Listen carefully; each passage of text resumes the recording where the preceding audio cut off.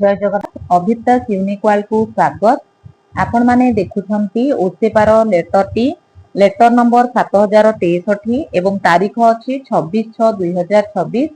एही लेटर रे SMC committee अधीन रे दुईटी उप कमिटी गठन करिबा कथा कुहा जायछि, जहाकी रहिछि स्कूल बिल्डिंग कमिटी एवं अन्यटी रहिछि academic committee.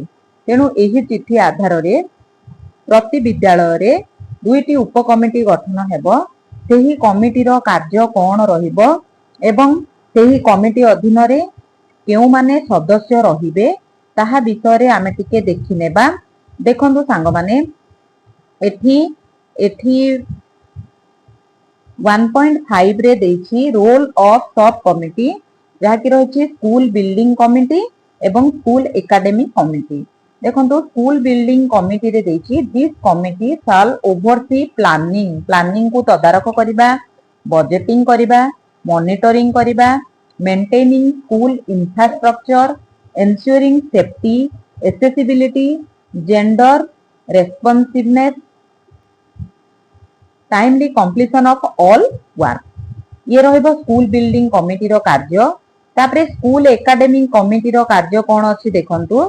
This committee shall oversee all academic activities, ensure quality and equity in education, monitor attendance, support student development, track achievement and promote overall school academic health। एबे हमें संपूर्ण ओडिया रे एही विषय वस्तु को देखि नेबा, जहा फल रे आपण मानकर मन रे थिबा समस्त डाउट क्लियर होई जिवो बोली मु आशा करे। देखंतु विद्यालय परिचालना समिति पाई निर्देशावली एसएमसी रो कोन रहिछि। एही एसएमसी रो निर्देशावली रे जेउ दुईटी उप कमिटी गठन करिबा कथा कुहा जायछि, सेही उप कमिटी गुडी को विषय रे आमे पूरा विस्तृत भाव रे भलो से जानिबा, जहा फल रे कि सेही उप कमिटी रो कार्य कोन, सदस्य केउ माने रहिबे, सेही कमिटी किपरि चालिबो ता विषय रे आमे भलो से जानि पारिबा। एठी देखंतु एसएमसी रो उप कमिटी गुडी को कोन। एसएमसी रो प्रभावशाली कार्यकारिता पाई अध्यक्ष जने रहिबे, जे कि रहिले सभापति, उपाध्यक्ष, उपसभापति एवं जेउ हमर सदस्य रहिबे सदस्य सचिव निजर आवश्यकता अनुसार एसएमसी रो सदस्य मानकु नेई उप कमिटी गठन करि परिबे। एसएमसी को दुईटी उप कमिटी निम्नलिखित भाव में साहाय्य करि परिबे। प्रथम उप कमिटी है विद्यालय गृह निर्माण कमिटी। देखंतु विद्यालय गृह निर्माण कमिटी रो कार्य कोन। विद्यालय रो भित्तिभूमि निर्माण करिबा, पुनरुद्धार करिबा, मरामती एवं रक्षणाबेक्षण संबंधी योजना आकलन करिबा, परिचालना करिबा, तदारख करिबा, रिपोर्ट प्रदान करिबा एवं हिसाब परिचालना पाई विद्यालय गृह निर्माण कमिटी को दायी करा जाई पारे। एहा सुरक्षा देखिबा, शिशु एवं लिंग अनुकूल सुविधा, समस्तक पाई उपलब्धता, निर्दिष्ट आर्थिक और वैषयिक मानकर अनुपालन को सुनिश्चित करिबा सह एक सुरक्षित अंतर्भुक्ति एवं शिक्षार्थी अनुकूल परिवेश सृष्टि करिबा पाई समस्त निर्माण कार्यर समयानुवर्ती रूपायन निमंते दृढ़ तदारख करे। आपण माने जानि परिले हमर विद्यालय स्कूल बिल्डिंग कमिटी रो कार्य कोन। एबे देखंतु एकेडमिक कमिटी रो कार्य कोन। योजना करिबा, आकलन करिबा, परिचालना करिबा, तदारख करिबा, रिपोर्ट प्रदान करिबा, यूडाइस संबंधी जेते सब तथ्य अछि ताकू संग्रह करिबा, शिक्षागत कार्यकलाप पाई एकेडमिक कमिटी दायी।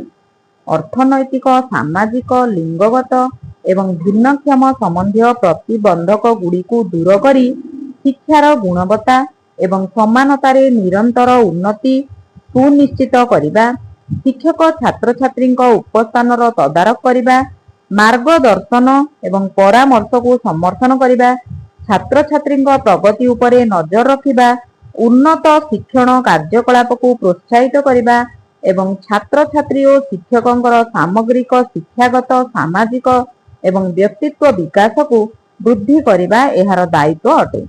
ଏହି ଦାୟିତ୍ୱ ଗୁଡ଼ିକୁ ସମ୍ପାଦନ କରିବା ଦ୍ୱାରା ଏହି କମିଟି ଛାତ୍ରଛାତ୍ରୀଙ୍କ ସଫଳତା ଏବଂ ବିଦ୍ୟାଳୟ ପରିବେଶର ସାମଗ୍ରିକ ଶିକ୍ଷାଗତ ସ୍ୱାସ୍ଥ୍ୟ ପାଇଁ ଏକ ପ୍ରାଥମିକ ସଂରକ୍ଷକ ଭାବେ କାର୍ଯ୍ୟ କରେ। ଏକାଡେମିକ କମିଟି କ'ଣ, ତାର କାର୍ଯ୍ୟ କ'ଣ ଆପଣ ମାନେ ଜାଣିପାରିଲେ। ଏବେ ଦେଖିବା ଏଥିରେ କେଉଁମାନେ ସଦସ୍ୟ ରହିବେ। ଉସେପାର ପ୍ରଦତ୍ତ ଗାଇଡଲାଇନର ଆନାକ୍ସର 4 ରେ ସ୍କୁଲ ବିଲ୍ଡିଂ କମିଟିରେ କେଉଁମାନେ ସଦସ୍ୟ ରହିବେ ତାହା ଦେଇଛି। ବର୍ତ୍ତମାନ ଆମେ ଜାଣିନେବା। ଦେଖନ୍ତୁ, ଜଣେ ରହିବେ ଚେୟାରପର୍ସନ, ଯିଏକି ଏସଏମସି ର ଚେୟାରପର୍ସନ ହେଇଥିବେ। ତାପରେ ହେଡମାଷ୍ଟର ବା ଆଇସି ହେଡମାଷ୍ଟର, ତା ଅର୍ଥ ପ୍ରଧାନ ଶିକ୍ଷକ ବା ଭାରପ୍ରାପ୍ତ ପ୍ରଧାନ ଶିକ୍ଷକ।